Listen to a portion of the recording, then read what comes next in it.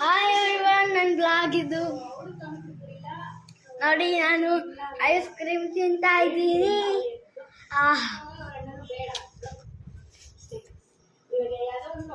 ಮತ್ತೆ ಕಟ್ ಮಾಡ್ತವೆ.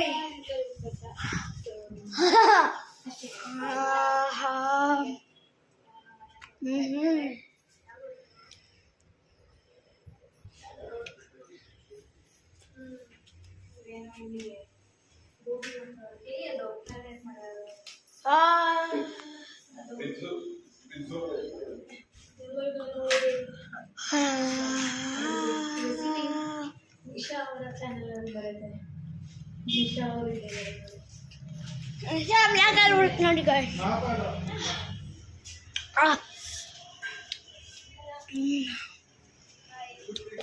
ಒಂದೇ ಕೆರಟ್ ರೈಸ್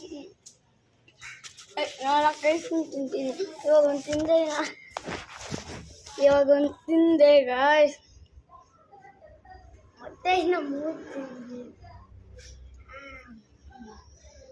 ಬೆಳಿಗ್ಗೆ 3 ತಿನ್ಬೇಕು.